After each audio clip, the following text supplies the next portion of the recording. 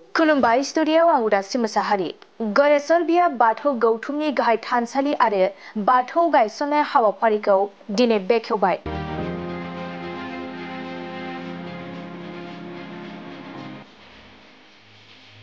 गरेस्वर बियाब बाथौ गौथुमनि गाहाय थानसालि आरो बाथौ गायनाय हाबाफारिखौ दिनै गरेस्वर नगरनि बाथौफुरियाव मावफुंनाय जायो।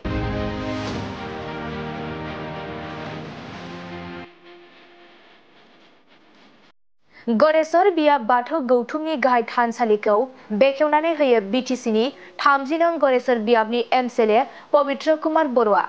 आरो बे बेखेवनाय हाबाफारिखौ सामलायो गरेस्वर बियाब बाथौ गौथुमनि आफादगिरि हरेश्वर बर' बिथाङा। दिनैनि बे गाहाय थानसालि बेखेवनाय आरो बाथौ गायनाय हाबाफारियावनो दुलाराय बाथौ गौथुमनि बारग' बुंथिगिरि देबेन बर', गरेस्वर ब्लकनि TCLCCनि मासिगिरि रमेन नार्जारि, फोरोंगिरि दिपेन बर', गरेस्वर गुदि बर' थुनलाइ आफादनि गाहाय नेहाथारि मनरन्जन बर', गरेस्वर दख'रा दुलाराय बर' फरायसा आफादनि आफादगिरि मानब चन्द्र बर' बिथांजों लोगोसे गरेस्वर बियाब बाथौ गौथुमनि बेन्दोङाव थानाय मोनफ्रोमबो गामि सामलाय आफादनि आफादगिरि, गाहाय नेहाथारि आरो दौरि आरो बाथौ सिबियारि बिथांमोना बाहागो लायो।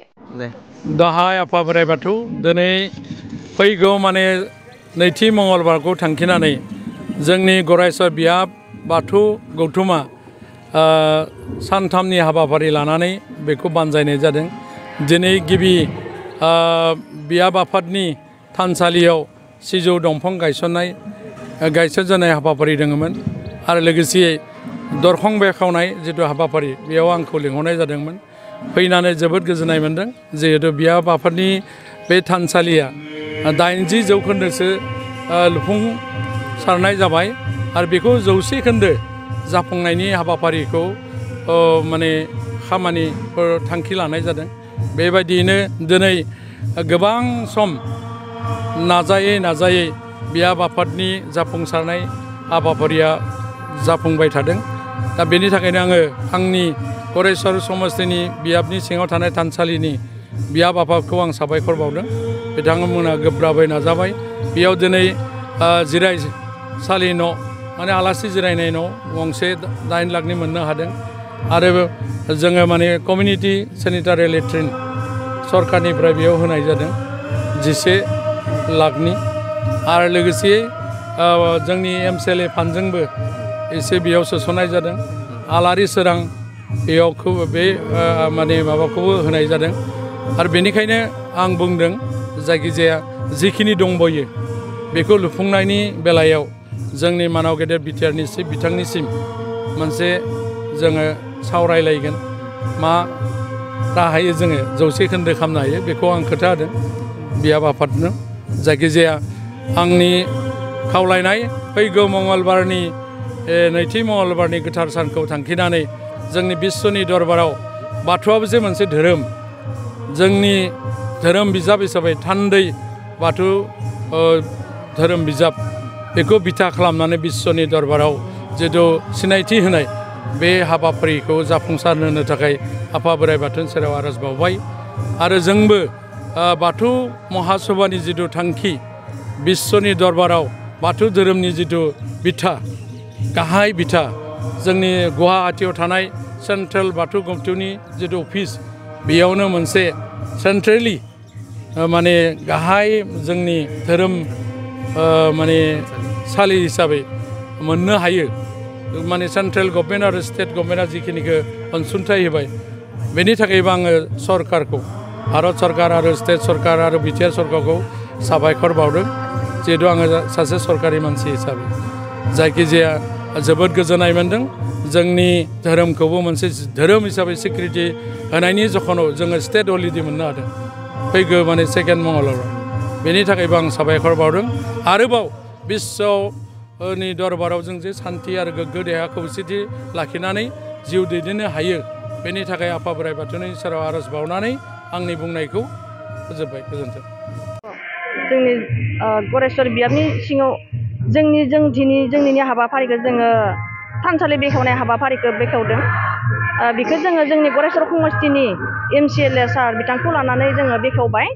दा जोंनि गामि दफानि रायजो राजा बिथांमोन आरो माइनाव बिथांमोना फैनानै दिनैनि जोंनि गोथार हाबाफारियाव बाहागो लाफैनानै जोंखौ जिथु बियाब गौथुमखौ माखासे हेफाजाब होफैबाय बिनि थाखाय आङो गासै रायजो राजा बिथांमोननिसिम मान बावहरो बिथांमोनखौ आं खुलुमनाय बावहरो साबायखर बावहरो दा जोंनि जिहेतु नोंथांमोननि नैबे चेनेलनि गेजेरजों जिहेतु जोंनि बियाब गौथुमनि बे मोजां हाबाफारियाव बाहागो लानानै नोंथांमोनाबो जोंखौ रायजोनि सिगाङाव जितु जि मेसेज होनो थांनायाव जोङो जाफुंसार महर मोन्दों बिनि थाखाय आं बयनिबोसिम आफा बोराइ बाथौनि सेराव आर'ज गाबनानै बयनिबो न'खर संसार बयनिबो आलो गोजोन जाथों होननानै आङो माइनाव आफादनिफ्राय खुलुमनानै आंनि बिबुंथिखौ एसेयावनो आं फोजोबथ'नाय जाबाय।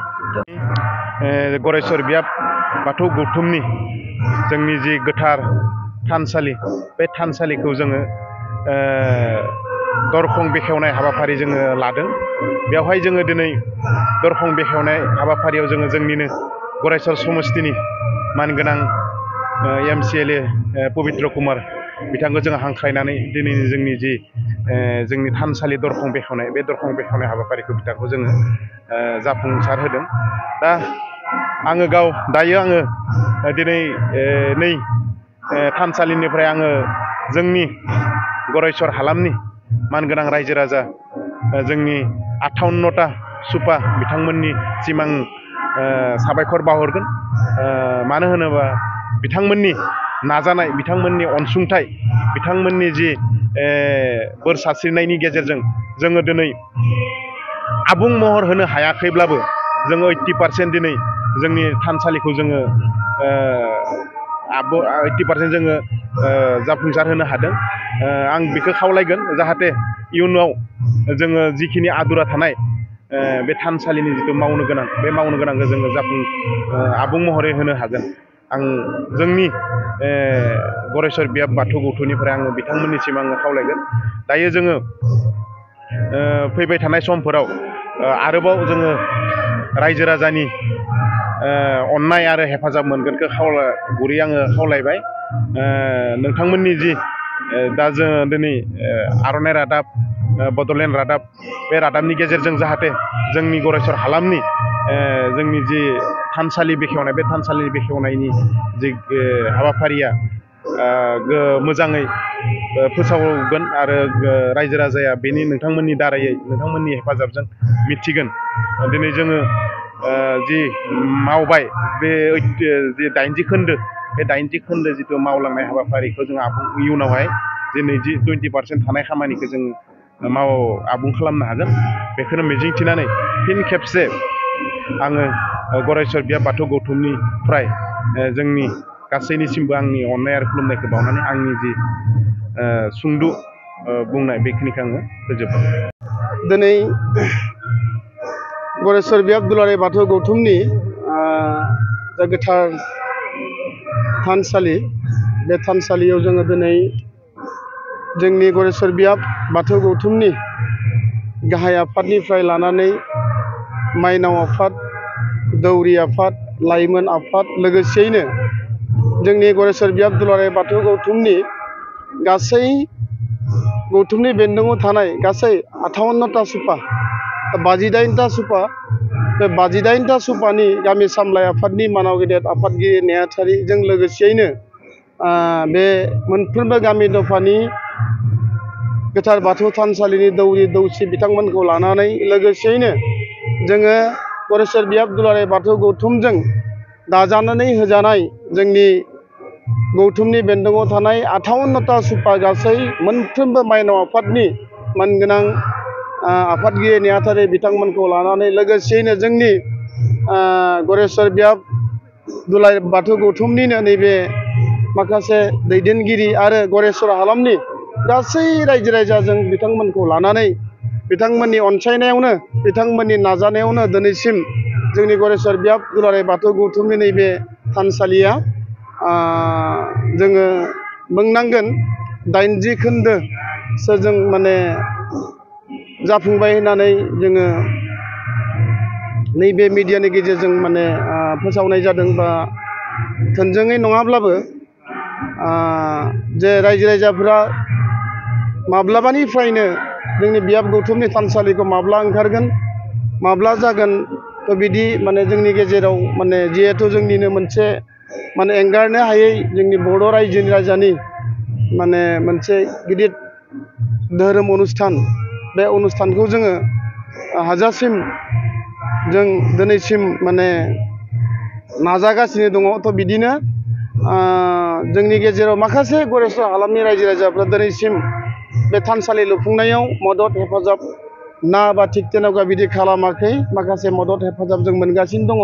दा ओंखायनो जों दिनै बेसेबा गोबाव सम नाजानायनि उनाव मावै मावै दिनैनि बे गोथार फैबाय थानाय गोथार बाथौ सानजों लोब्बा लाखिनानै नङा होनब्ला जों सानसेनि सिगां जोङो नैबे गरेस्वर बियाब बाथौ गौथुमनि गोथार थानसालि बे गोथार थानसालि दरखं बेखेवनाय हाबाफारिखौ दिनै जों आबुङै मावफुंबाय। दा आङो